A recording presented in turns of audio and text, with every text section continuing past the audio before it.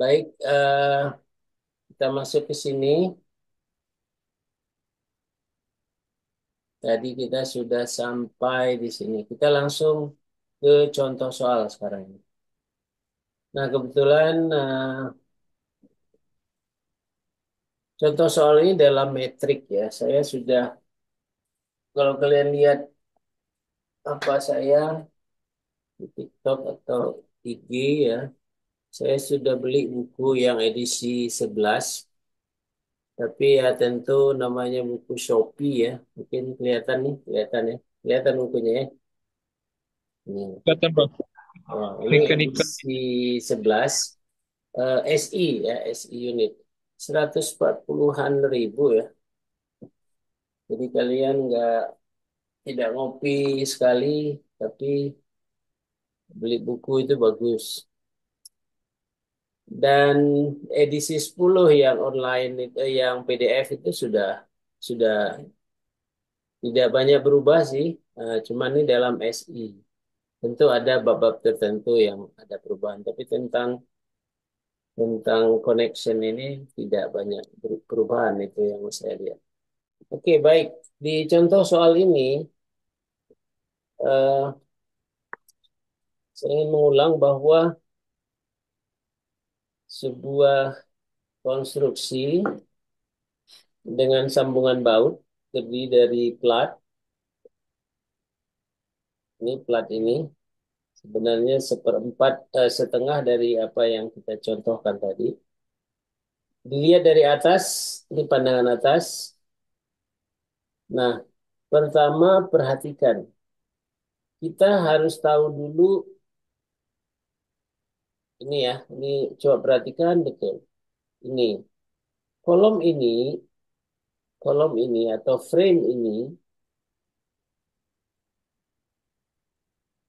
ini bentuknya macam-macam dan itu ada di daftar eh, profil ya. Jadi eh, profile. Jadi ada bentuk ini namanya bentuk C, ada bentuk seperti ini I, ya kan? Bentuk apa lagi ya? Ada yang bulat seperti ini, tube ya, dan banyak lagi yang lain bentuknya. Itu ada di dalam tabel. Nah, yang dipakai di dalam contoh soal ini adalah bentuk apa yang disebut dengan, coba kita lihat, channel, ya. Jadi C atau channel. Jadi channel itu kira-kira seperti ini. Ukuran-ukurannya itu tidak sembarangan ya. Ini sudah eh, kita bisa lihat di tabel di mana titik beratnya, ya.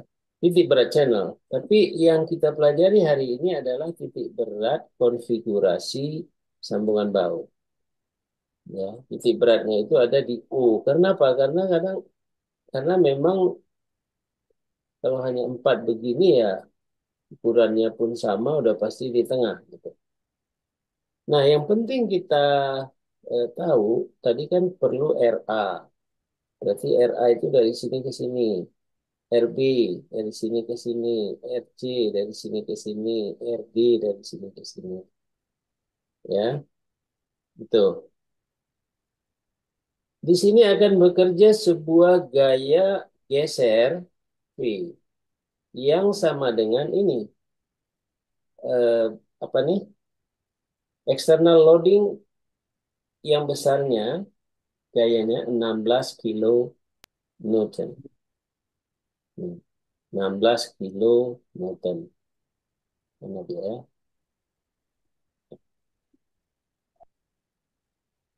Nih, 16 kilo Newton. Oke. Eh, V ini 16 kilo Newton. Dari mana datang 16 kilo Newton? Sekali lagi, masih ke Rizky. Dari mana datangnya 16 kilo Newton, Rizky? Oke. Dari F itu pak, yang apa Ya, nih? dari F. F itu apa? External loading. Teknologi. Apakah itu berat, ya berat daripada, ya kita letakkan satu peti kemas, satu kulkas, atau orang live load, orang berjalan di sana ya, atau mobil berjalan, itu live load. Kalau besarnya setiap melalui titik itu 16 kilonewton, maka F-nya adalah 16 kilonewton. Nah, 16 kilonewton itu arahnya ke bawah, maka pada eccentric loading ini akan diimbangi oleh sebuah gaya V yang besarnya berlawanan. Besarnya sama, arahnya berlawanan. Sorry.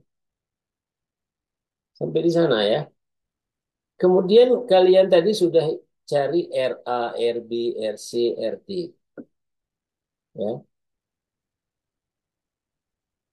Step selanjutnya adalah mencari apa? FA aksen, FB aksen, FC aksen, FD aksen. Apa itu? Primary shear.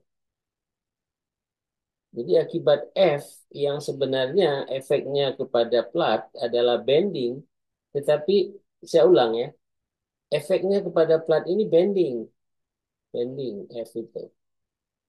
Ya. Nih, jadi kalau ada beban begini, ada gaya F, ya, ditumpuk terhadap plat ini bending, dari pembengkokan kan di sini, sehingga ini akan tertarik sigma sigma. Ini adalah tegangan tarik, tension. Tetapi kalau ini diikat di sini dengan sebuah baut, ya bukan dijepit, tapi diikat. Seperti ini diikat. Maka pada baut itu, anggap plat ini kaku. Artinya ini nggak seperti karet gitu. Ini nggak mungkin. Platnya dari karet. Gitu kan. Nah, jadi maka akan terjadi eh, gaya geser di sini. Berapa besar, sorry. Berapa besar gaya geser ini? Berapa besarnya? Nih, V ini berapa besarnya?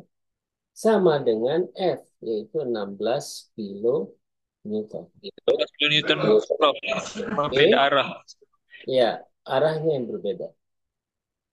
Nah, pada baut yang akan kita cari, pada masing-masing baut yang akan kita cari nanti, apakah itu FA prime, FB prime, FC prime, FD prime, is apa? One fourth. Kenapa one fourth? Kenapa seperempat? Karena 4 baut. Ya, kalau sejuta baut, ya per sejuta gitu ya. Nah, itu pahamin, pahamin betul itu. Lihat 15 by 200 millimeter rectangular steel bar cantilevered to 200 millimeter steel channel. Nah, ini pahamin. Barnya ini ini barnya sampai ke sini diikat ke channel menggunakan sambungan baut. Nah, itu dia. Ukuran ukuran dari plat barnya ini 200 kali berapa? 300 tambah 50 tambah 75 tambah 75 tambah berapa lagi lah ke sini ya. Nah, itu bisa kita tahu dari gambar ini. Oke. Eh, ini saya hapus dulu biar mudah. Ini nanti saya upload lagi, jadi nggak disalin dulu pun nggak apa-apa karena nanti eh, kalian bisa putar ulang. Nah, supaya bersih. Nah, jadi kalau demikian F aksen, oh tunggu dulu, R. R adalah akar 60 kuadrat tambah 75 kuadrat. Dari mana datangnya? Mudah ya. RA berarti RA kuadrat sama dengan sisi ya ini kuadrat tambah sisi ini kuadrat. Sisi ini 75, sisi ini 60. Ini dia. Jadi 96 milimeter. Semua sama sepertinya. Karena 60, 75, 60, 75. Segitiga, siku-siku ya. Nih, sama semua. RA sama dengan RB, sama dengan RC, sama dengan RD. Nah, kalau V 16 kilonewton, berapa besar momen? Momen terhadap mana? Terhadap U. Terhadap U berarti momennya, ingat ya ilmu statika, lengannya itu ini. Nah, jadi nanti dia akan berputar kira-kira begini nih. Jadi momennya apa? 300 tambah 50 tambah 75. Ini ya dia. 16 kali 300 tambah 50 tambah 75. Sama dengan 6.800 Newton meter. Itulah momen. Kenapa kita perlu momen? Karena kita perlu nanti mencari berapa tegangan yang bekerja bukan hanya pada baut, tetapi yang bekerja pada member, pada plat, pada bar, pada bar ini, pada bar ini. Tapi di mananya? Apakah kita akan tinjau di titik O, kita tinjau di sini, kita tinjau di sini, di mana gitu. Ini nanti kita akan lihat di contoh ini akan dijelaskan. Pertanyaan dulu yang pertama, the resultant load on each ball. Berapa resultant load on each ball? Gaya resultan pada masing-masing baut berapa? 16/4. Berapa tuh? 16/4. 4, Bro. 4 ya, 4 kilonewton. Berarti FA aksen, FB aksen, sama dengan FC aksen, sama dengan FD aksen. Arahnya ke bawah, besarnya berapa? 4 kilonewton. Sedangkan pada U, ini adalah gaya perlawanan gesernya, yaitu 16 kilonewton. Oh, Tapi ini diimbangi oleh pada masing-masing baut sebanyak 4, 4, 4, 4, 4, sama. Jadi kalau di sini ada 5, di sini 4, di sini 6, di sini 4, ini bukan 16. Itu tidak akan terjadi hukum pertama Newton ya. Hukum kesetimbangan nggak terjadi. Nah, inilah 4 kilonewton tadi. Kemudian untuk menghitung F aksen, ya, F aksen apa tadi rumus dasarnya? Ini kan. Dan saya hapus ini dulu biar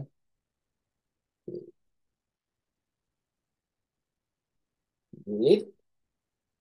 Saya pindahkan ke sini, copy. Nih, coba lihat. Ini rumus dasarnya kan? Ini rumus dasarnya. Sekarang RA sama dengan RB sama dengan RC sama dengan RD, betul? Betul nggak? betul, betul, Bro. Nah, makanya ini digantikan dengan 4R kuadrat aja. Karena R-nya sama. Karena di sini R di kuadrat. Ini kan sama dengan 4R kuadrat. Sama tuh. Semua sama ini. Ini dia. Kemudian di atasnya ini adalah M kali Rn. R-nya sama, jadi M kali R. R pangkat 1, R pangkat 2. Berarti di sini M per 4R jadi. Nah, F double aksen ya 6.800 per 4 kali R ya, 6. kali R 96 sama dengan berapa? 17,7.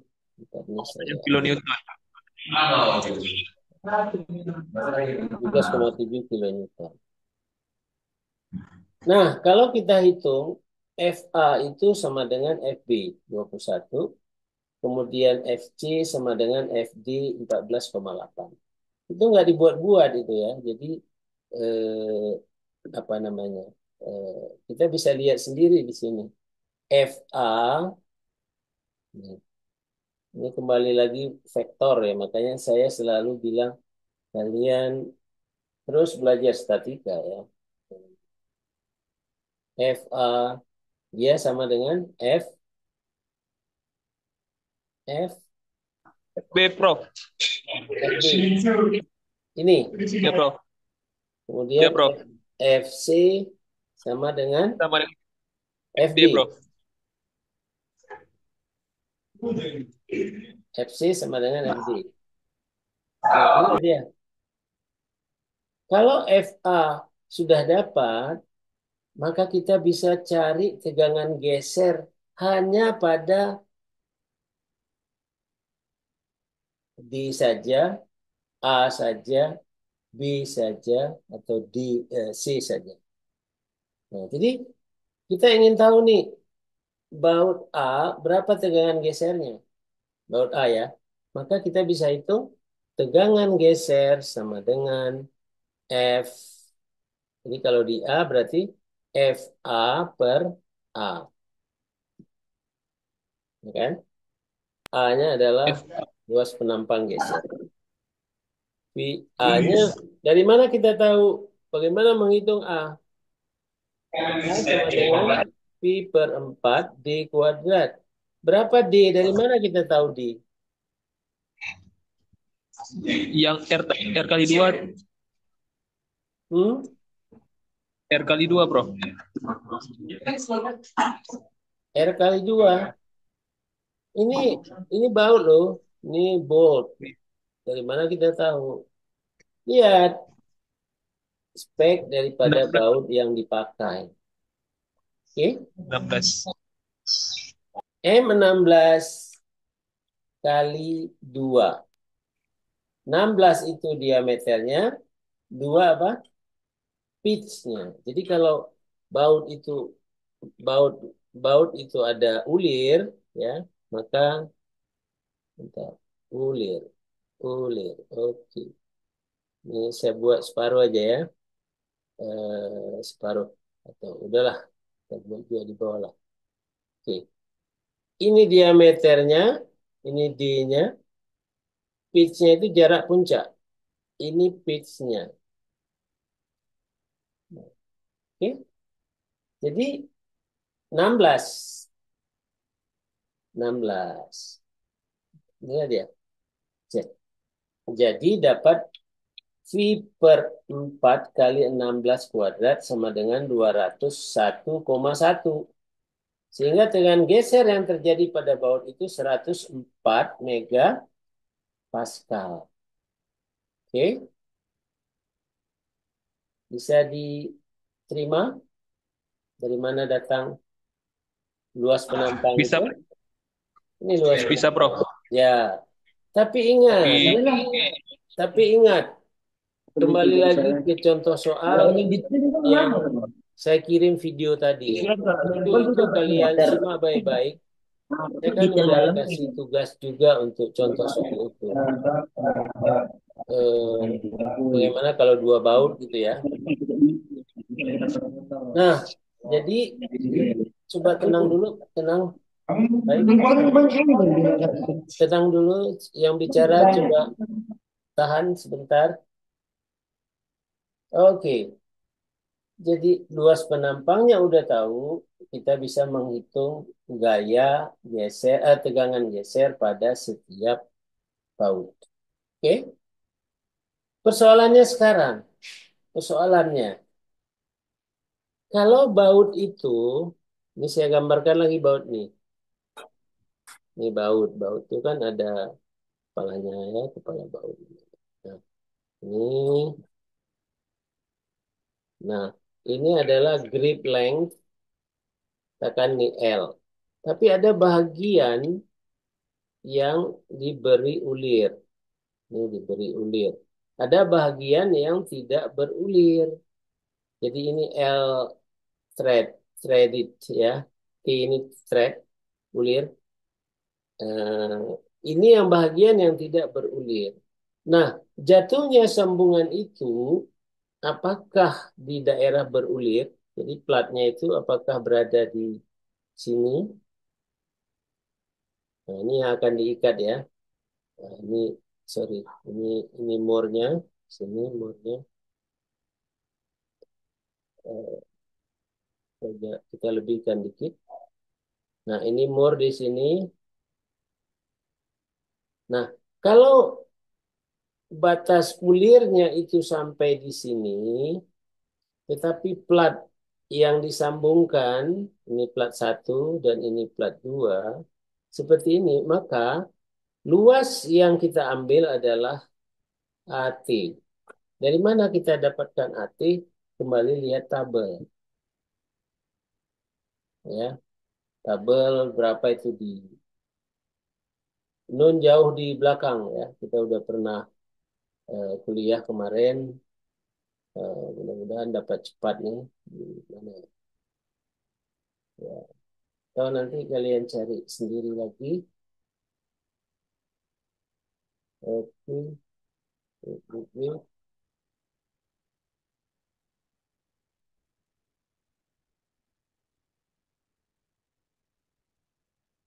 Hmm,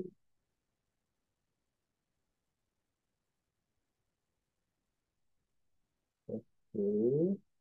Mana? Steel bolt.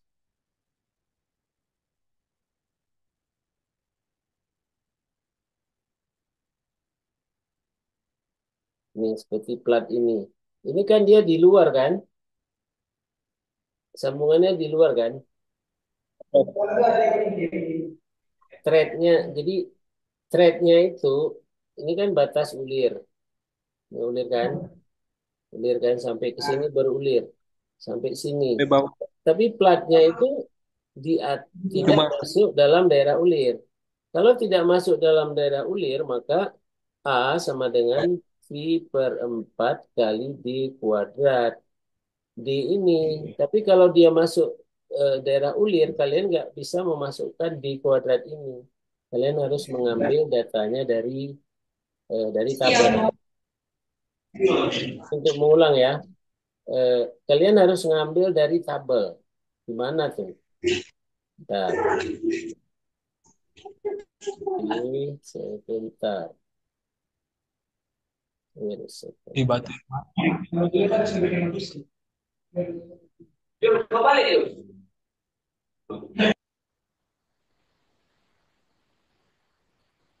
Kalau kalian tidak mau lihat rugi sendiri loh. Sebentar. Di mana ya? Ini ya? Ya, inilah AT. Demin. Oh, Jadi inilah AT, tapi ini untuk ulir UNC. Ini sekarang untuk ulir metrik. Inilah dia. Jadi tadi M16 ya? M16 Prof. M16. Ya. Maka tensile stress area-nya berapa tadi? 157. Tujuh. Betul, 157. Di Ya, tabel gitu Prof. itu kalau coarse. Tapi kalau eh, lebih halus bulirnya itu, pilih yang di sini artinya. Berarti 167. 167 Prof. 167 ya kan? Betul ya. Nah, udah paham sampai di situ. Jadi kalau ujian, kalau kalian salah ambil, kenapa salah ambil? Karena kalian nggak bisa melihat platnya itu berada di daerah yang berulir atau di daerah yang tidak berulir. Kalau kalau dia berada di daerah yang berulir, sekali lagi, ya lihat tabel 81 ini. Jangan coba-coba hitung dengan pi per 4 di kuadrat. Jangan. Pasti salah. Langsung nilai kalian E, entok langsung. Nanti kalian nggak paham. Oke? Oke, kita kembali ke tempat tadi.